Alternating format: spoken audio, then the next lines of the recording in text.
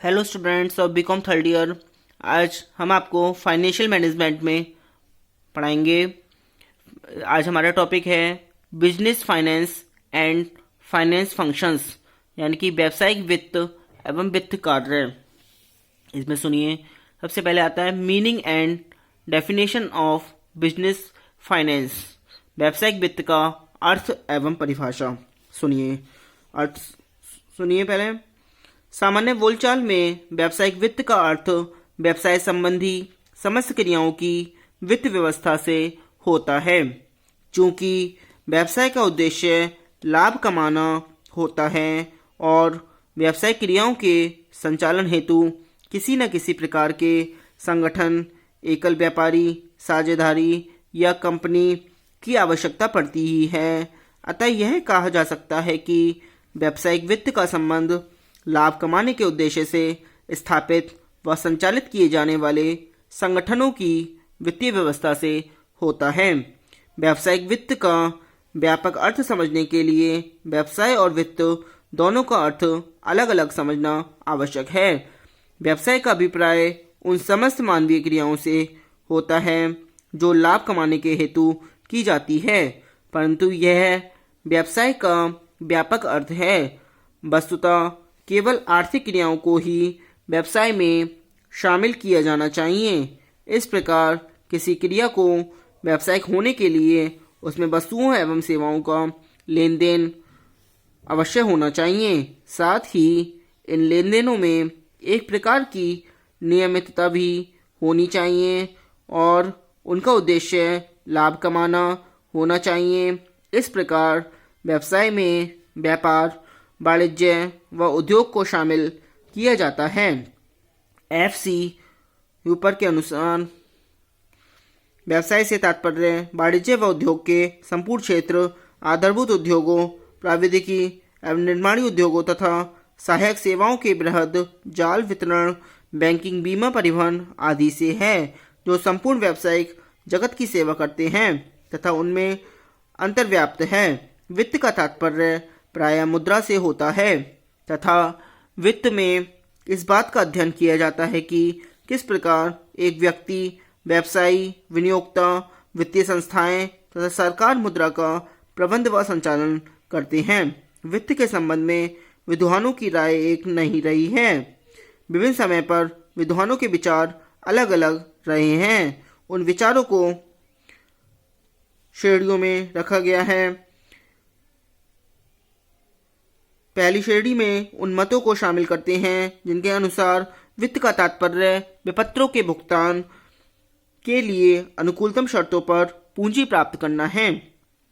इन विचारधाराओं के अनुसार वित्त के अंतर्गत वित्तीय संस्थाओं की क्रियाओं, पूंजी प्राप्त करने के लिए प्रयुक्त होने वाली विभिन्न प्रतिभूतियों आदि का अध्ययन भी शामिल होता है।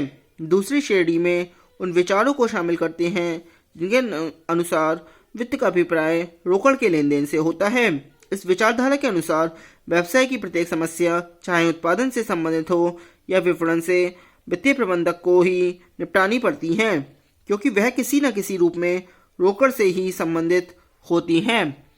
तीसरी श्रेणी में उन विचारकों का मत शामिल है जो वित्त का अर्थ पूंजी संग्रह करने तथा उसका प्रभावी उपयोग करने संबंधी क्रियाओं से लगाते हैं। इनके अनुसार वित्तीय प्रबंधक का कार्य व्यावसायिक संस्था को केवल पूंजी सुलभ कराना ही नहीं होता है, बल्कि साथ ही साथ उपलब्ध पूंजी का अनुकूलतम प्रयोग करना भी होता है।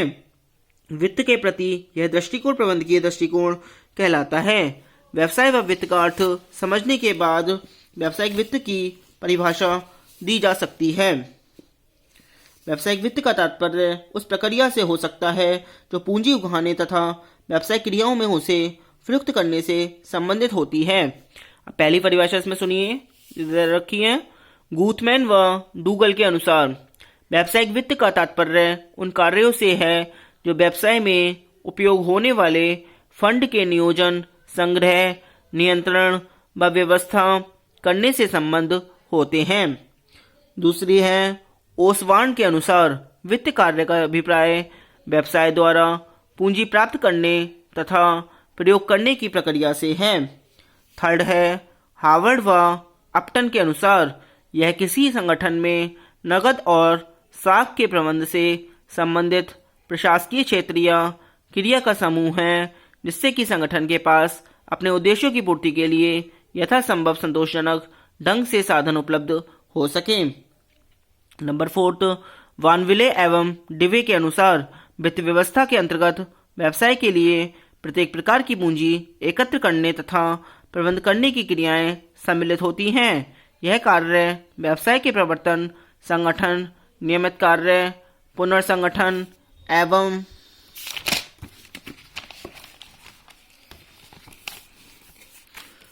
पुनर्समायोजन के लिए भी आवश्यक है। अब आता है फाइनेंस फंक्शंस यानी कि वित्त कार्य। इसमें सुनिए, वित्त कार्य के संबंध में पुराने तथा नए विद्वानों के विचारों में बहुत ही अंतर है। विचारधारा के इस अंतर को 2 भागों में स्पष्ट किया जा सकता है। नंबर 1 है traditional concept of finance functions, परंपरागत विचारधारा। इसमें सुनिए थोड़ा सा, परंपरागत विचारधारा के अनुसार वित्तीय कार्य का संबंध केवल व्यवसाय के लिए कोषों की व्यवस्था से होता है, अर्थात व्यवसाय के लिए आवश्यक पूंजी एकत्र करना ही वित्तीय अधिकारी का कार्य होता है।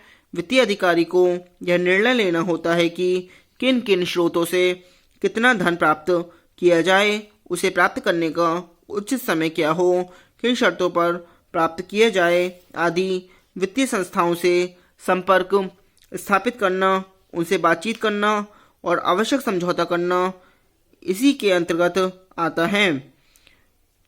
परंपरागत विचारधारा यह मानती है कि व्यवसाय के लिए पूंजी की मात्रा का अनुमान लगाना, पूंजी संरचना निर्धारित करना, पूंजी का विनियोजन व संपत्तियों के प्रबंध का कार्य वित्त कार्यों में नहीं आता है और इसलिए इन कार्यों को गैर वित्तीय अधिकारी संपन्न करता है। एक इसमें डेफिनेशन है, सोलोमन इजरा के according the traditional approach thus focused more on sources of funds and was too often large while concerned with specific procedural details। यानी सोलोमन इजरा के अनुसार परंपरागत व्याख्या के अनुसार कोषों के साधनों पर अधिक जोर दिया जाता था, जिसका संबंध विशिष्ट प्रक्रियात्मक विवरण से होता था। वित्त कार्य की परंपरागत विचारधारा जो वर्तमान शताब्दी के मध्य तक प्रचलित रही, चिट्ठे के बाएं पक्ष के तथ्यों से ही संबंधित थी। यह कहना आवश्यक नहीं है कि इस विचारधारा के अनुसार कोषों की व्यवस्था संबंधी कार्य कुछ विशेष घटनाओं जैसे प्रवर्तन, संवर्धन, एकीकरण, पुनर्गठन आदि के समय ही आवश्यक माना जाता था। इस विचारधारा के अनुसार वित्त कार्य का संबंध कोषों के आवंटन या प्रयोगों से नहीं था। दूसरे शब्दों में परंपरागत विचारधारा विनियोजकों बाह्य व्यक्तियों के दृष्टिकोणों से वित्त का अध्ययन करती है। वित्त अधिकारी का कार्य केवल सही साधनों से सही समय पर सही शर्तों पर कोषों को प्राप्त करना था। वित्त के प्रति परंपरागत विचारधारा का विद्य 1920 तथा 1930 के मध्य हुआ और यह 1950 तक अधिक लोकप्रिय रही।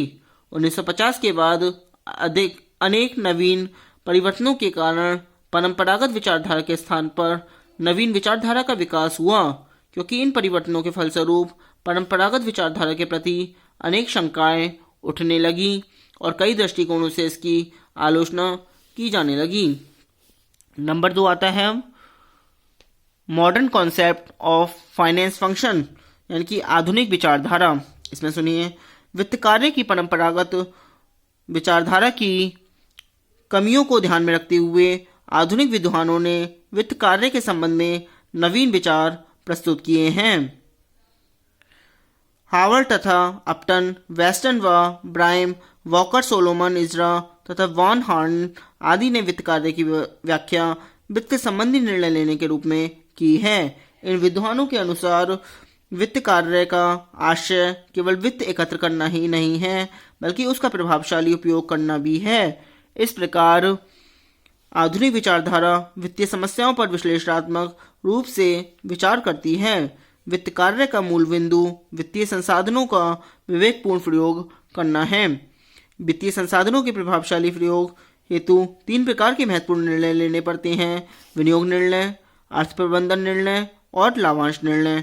इस प्रकार आधुनिक विचारकों के अनुसार पूंजी का नियोजन, पूंजी का संग्रह, पूंजी का विनियोजन, आय का प्रबंध व नियंत्रण आदि के साथ साथ वित्तीय नियंत्रण, वित्तीय विश्लेषण और मूल्यांकन को भी वित्त कार्य के अंतर्गत समाहित कर लिया गया है। इन कार्यों के साथ साथ एक वित्तीय अधिकारी को उन सभी वित्तीय समस्याओं को भी निपटाना पड़ता है जो संस्था के समापन, पुनर्गठन, संविलियन आदि परिस्थितियों में उत्पन्न होती है। इसमें एक डेफिनेशन है: सोलोमन इजरा के according the newer broader approach aims at formulating rational policies for optimal use, procurement and allocation of funds. नवीन व्यापक व्याख्या के अंतर्गत अनुकूलतम संकलन, उपयोग एवं आवंटन की दिशा में विवेकपूर्ण नीति निर्धारण पर अधिक बल दिया जाता है।